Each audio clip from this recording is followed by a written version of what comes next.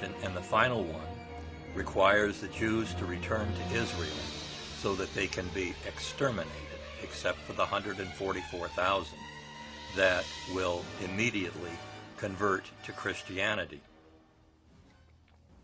And then he created this two-covenant idea, that there are two covenants in the Bible. The covenant with the Jewish people from Genesis 12 and in other places is eternal. It's never broken.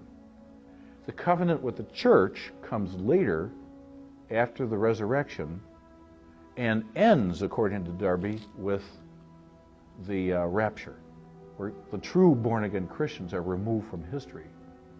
Later in the century, Edward Irving popularized the notion of the rapture. And finally, a gentleman named Cyrus Ingersoll Schofield codified the dispensationalist ideology into a Bible called the Schofield Bible, in which he was able to use headlines, cross-references, and footnotes to inject his own interpretation of the Bible into a seamless web that is now used by dispensationalists as the inspiration for their ideology. And then Schofield created, C.I. Schofield created this outline which was laid over the biblical text with commentary and divided the Bible up. And this became the greatest advocacy piece, the Schofield Bible, which fundamentalists and evangelical Christians read, and that's what I grew up with. So I grew up thinking, well, this is what the Bible teaches. From the 19th century up to the latter half of the 20th century, dispensationalism continued to be a marginal doctrine among Christians. However, the partition of the Holy Land in 1948 and the subsequent establishment of the State of Israel seemed to be a validation of biblical prophecies. Then in 1967, facing the threat of destruction by Egypt, Syria, and other Arab states, Israel launched a preemptive attack which culminated in the Jewish conquest of Jerusalem and the West Bank. And this gave credence to the notion that biblical end times were imminent.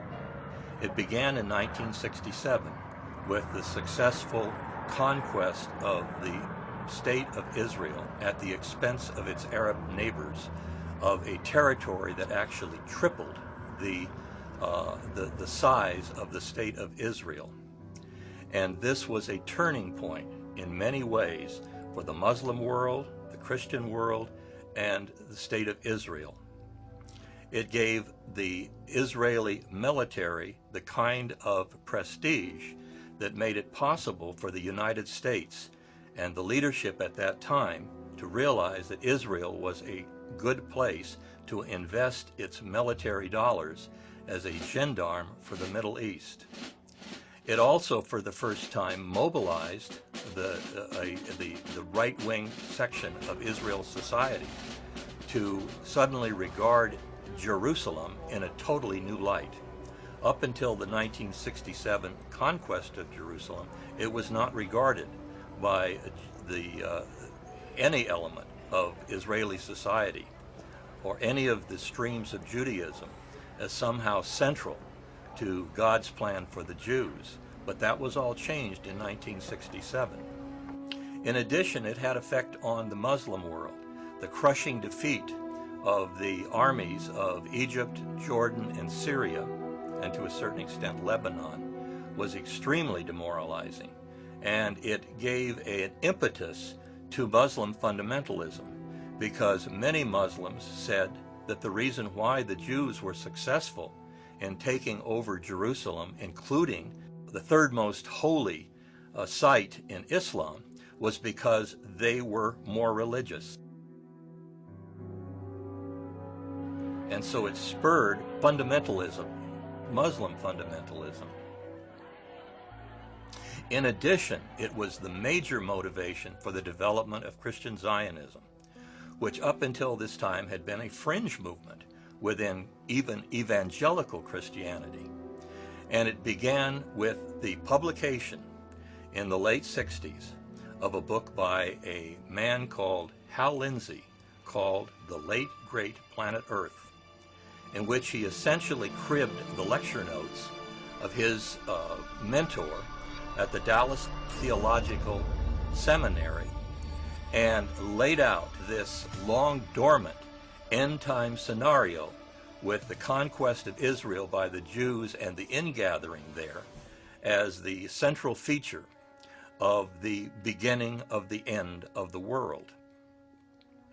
The success of his book and the introduction of television and mass radio and the media that became dominated in many areas by Christian broadcasters and the enormous amount of money generated, and eventually the alliance with the Zionist lobby in the United States gave the impetus to the enormous expansion of this formerly fringe ideology.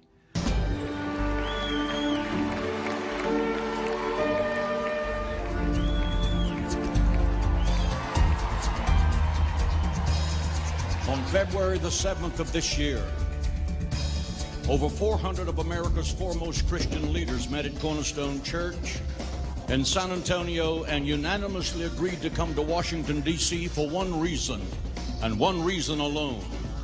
And that was to stand up and speak up for the state of Israel.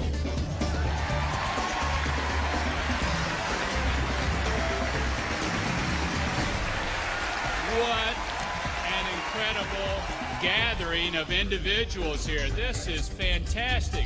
I can't resist to say it. I will be silent no more. Our times demand it, our history compels it, our future requires it, and most of all, God is watching. 5,000 years from now, we won't remember much, but we will remember this night, and we'll still be talking about it.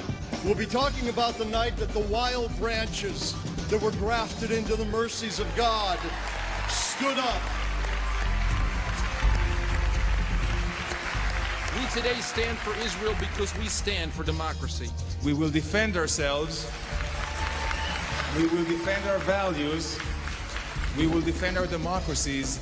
And we will defend the Spirit of God, which unites us.